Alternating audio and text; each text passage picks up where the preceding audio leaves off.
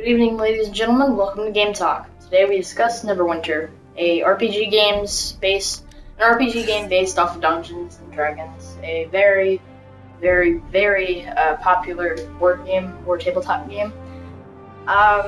Basically, in this game, you start out as you have your class selection platform, and you create your class. It's not present in this visual, but I probably will do a video later on it, on class creation and everything when I make a new character for my Neverwinter account. And you basically get to choose your races, and then you get to choose your class, you get to choose your background, your backstory, everything. You get to choose the city you were from, and it doesn't really, your backstory doesn't really affect how your gameplay is. I wouldn't really say that it doesn't really have any output at all so far in the story of how far I've gotten. If somebody discovers later that it does affect it, then please let me know. But I'm not very sure that it has any effect on it whatsoever. As you can see, it has a heavy free roam aspect to it, a lot of multiplayer. And this game is for both PC and console, so it basically kind of like, it goes both ends, and their gameplay is not much different on console than it is on PC. Same aspects, not the same button layout, it's pretty much the only difference. And then the invites and everything, and then, the just basic console PC conversion. A lot of different powers for the classes. The visual over here shows the Hunter Ranger. It's my favorite class, justly because its class color is green, and arrows. Pretty sure it's part of the rogue area, which is pretty sure Trickster and Hunter Ranger.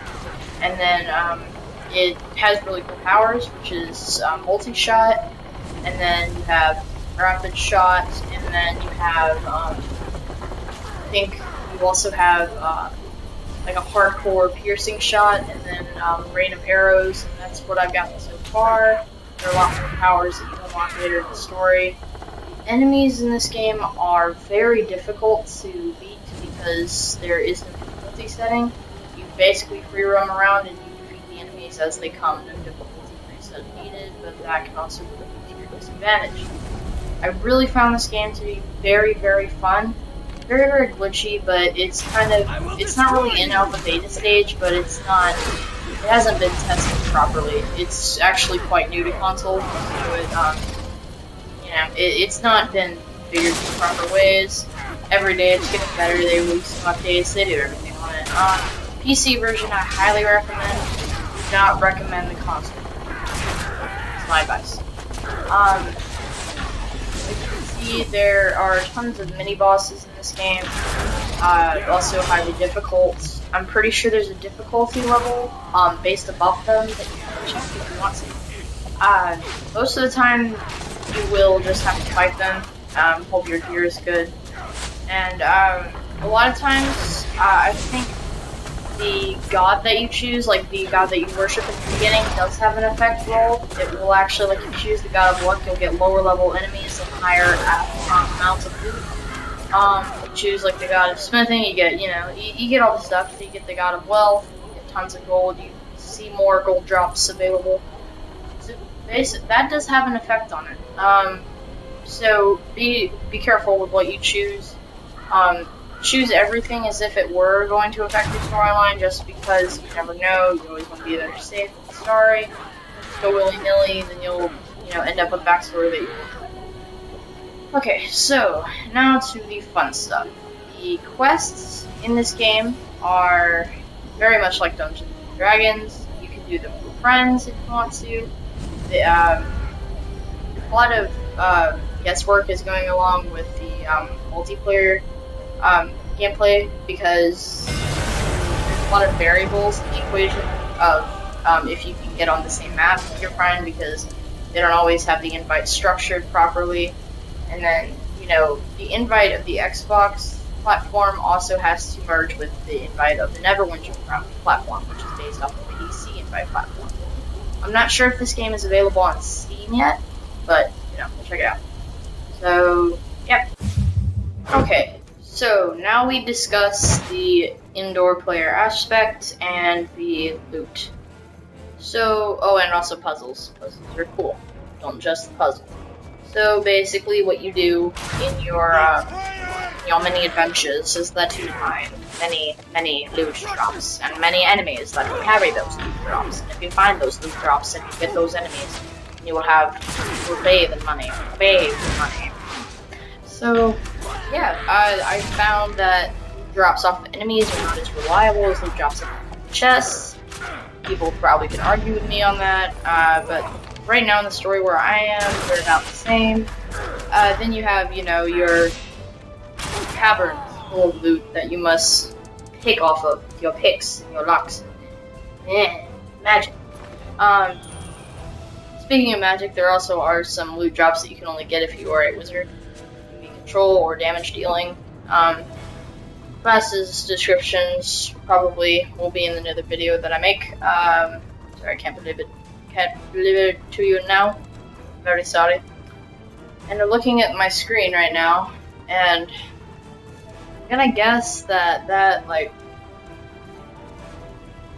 pretty sure that room was a quest that I did back during the beginning of the story where you fight cars off, and many loot. Much loot comes off of that. He's the second, like, actual boss that you fight. Like, ooh, big beefy boss. So after you fight him, you get boss loot, and then you get, your quest, and then, puzzles in this game. As you can see, I completely ignored a pressure plate that was on the floor by the door. That rhymes. So I immediately went upstairs looking for a key or something, and now I feel like an idiot rewatching me play. Yeah, lots of gold to go around, and gold will buy you many good things. It's your typical MMORPG. If you played World of Warcraft or any tabletop game, or anything of this category like SWTOR or DCUO, you will find that this is eerily similar. So you can pretty much guess what all of it's about. I don't really have to go into grave detail, but I only discuss the differences on my Game Talk series because I feel like you guys should check this game out because it's loads of fun. Definitely not a time waster. Oh, it's also free, should I mention. It is free on console, no payment required. Very, very good. So, I mean, if you don't like it, well, you didn't waste your money. You can immediately delete it. There's no such thing as wasting hard drive space. Those of you haters who say, well, this will waste my storage space, you're lying. Stop. I will come to your house and tear out your hard drive and take it with me, and then clear it and bring it back to your front door, along with a severed hand.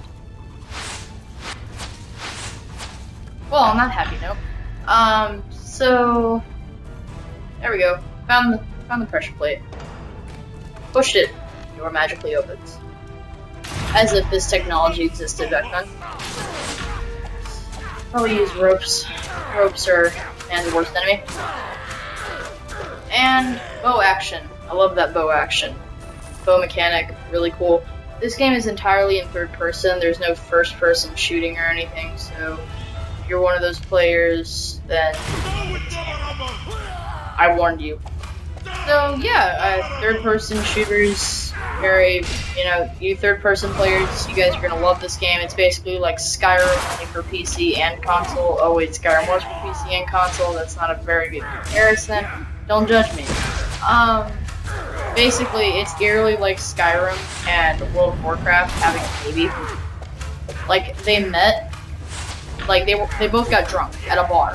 And then, World of Warcraft was like, hey, Skyrim, how's it going? I'll take you back to my place. And then, 9 months later, you have Neverwinter.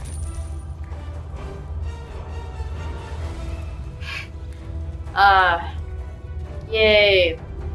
And now we're going into the deep dark crevice. That is... Oh, there's also a little line that leads you to your quests. That could be your best friend or your worst enemy, depending on how good of a rule follower you are. Okay. So, basically, yeah, looting, pretty simple. Fighting, pretty simple. Skill sets, is pretty good. The next slide will discuss the skill sets. Okay, now we pull the magical lever and go to the boss loot. Ah, my controller just dropped. Okay. Guys? Hello? Hello? Oh, hi. Okay. I magically appeared. Yeah, sorry for my voice. I'm feeling a bit hoarse today. Then you fight these guys. Oh yeah, this is cars up. Okay, so in boss fights, your typical boss fight, bosses are heavily based off of the many players that you will find throughout Neverwinter and rob them of all their belongings. Wish you had a stealing mechanic in Neverwinter. I really wish you did. Because I'm Lynx and I'm a thief. Just go walking through middle-class neighborhoods, screaming, I'm gonna steal all your stuff. Boo. And then, so yeah, then you have your typical boss powers. This one swings around like, with 2 axes. So, with boss fights, it's typical, you can basically go in like Leroy Jenkins, or you can strategize. I chose to strategize because, you know, we all know how it ended with Leroy. Lendon. Wish Leroy could lend me some money. He's basically internet famous now. He has been for quite a while. Okay, so you fight the enemies. Fight the boss. Boss is annoying. And I'm putting together this crap video for you guys because I don't feel too well today. And yesterday, I made like a 5-second video for you guys. Because I also did not feel well. Really sorry, but the flu is going around. I don't think I have it, but I missed school today because I was very, very, very, very nauseous. Now I'm feeling better. I think I'll probably go to school tomorrow. Oh, yeah, then you have that little mechanism where it, like, basically throws you back. Like, no, you don't get this privilege. Okay, and then you have your skill set, which I already described. There's the visual. Bit of a deal. Yeah. Alright, I'll see you guys later. Bye.